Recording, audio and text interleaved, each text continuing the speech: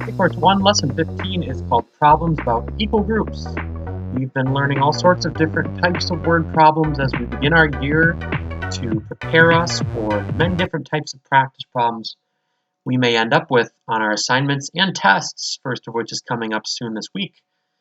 For example, we've learned about problems about combining, which use an addition pattern, problems about separating, which use subtraction, maybe comparing, or finally even elapsed time, which also each have a subtraction pattern.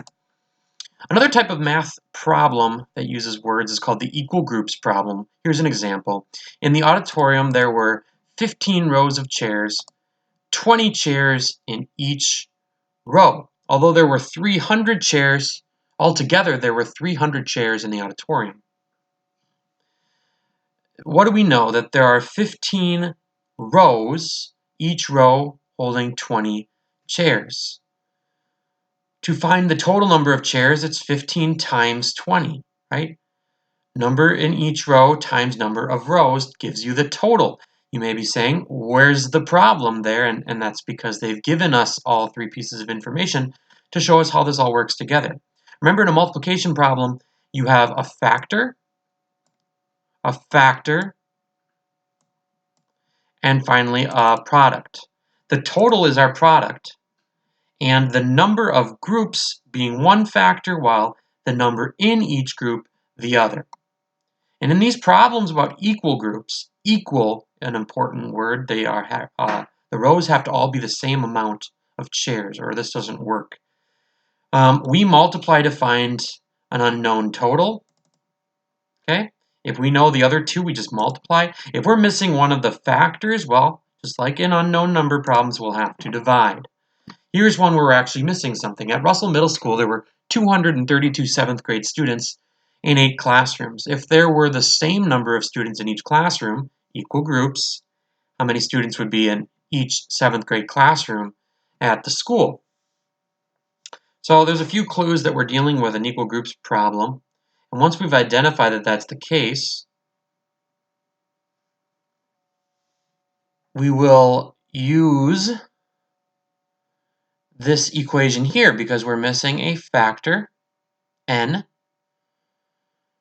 We have 8 classrooms and 232 students in all. So we lay out what we know using a letter for the unknown, and that makes it easy to figure out what do we do.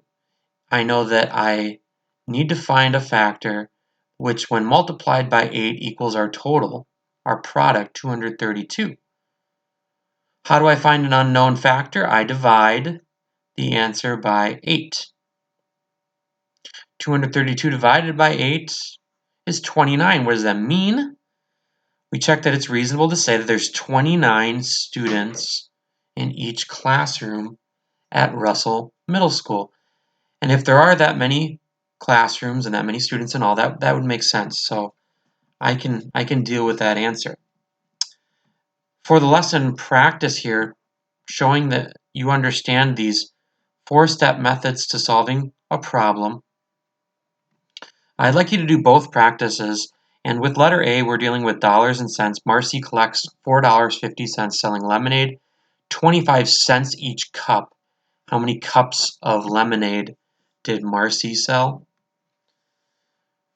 It might be easier to record $4.50 in cents-only form because we've only got 25 cents over here. So call it 450 cents and each cup at 25 cents. I suppose another way would be to do